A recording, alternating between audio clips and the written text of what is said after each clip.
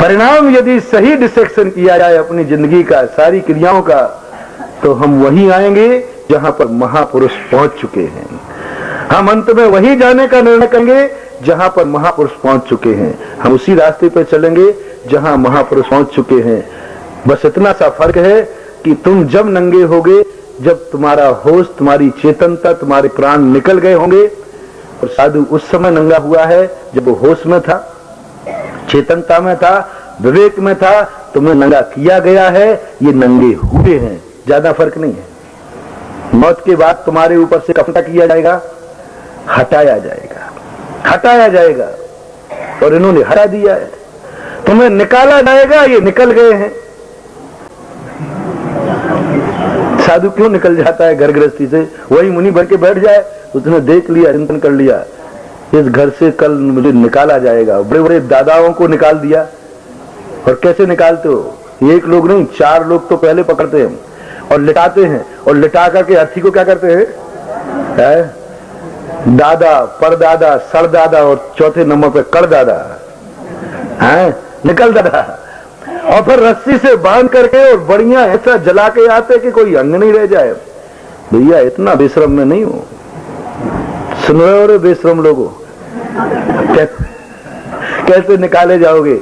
जिस बेटे को तुमने जन्म दिया, जिस मकान को तुमने बनाया, जिस परिवार को तुमने पाला, तुम्हारा ये चेतन आत्मा निकलते ही 1 घंटे के अंदर निकाल करके, बांध करके, समाज वाले मिलकर के आग लगाएंगे। 4 लोग मिलकर के निकाले, मैं अपने मकान में से, मेरे मकान में रहा, मैं यहीं दफनाया जाए मुझे।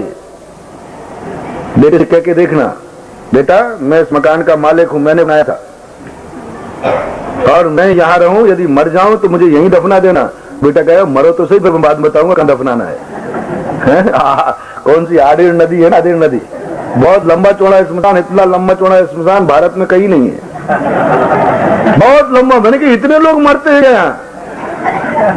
मैंने सोचा कि बड़ी स्थान कहाँ बनाया जाता, जहां बड़ी भीड़ होती हो। इतना लंबा, बहुत सारे मैंने मुक्ति धाम देखे, बहुत सारे स्मशान देखे, लेकिन उदयपुर का जितना लंबा स्थान है, क्या गजब का है, VIP व्यवस्था। किसी को इंतजार करना ही नहीं, जगह खाली है, आओ। अन्य स्थान पर तो थोड़ा इंतजार करना पड़े कि भाई पहला चल रहा है, थोड़ा रुको। और लेकिन उदयपुर में तो इंतजार भी नहीं, तुरंत निपटा इसको।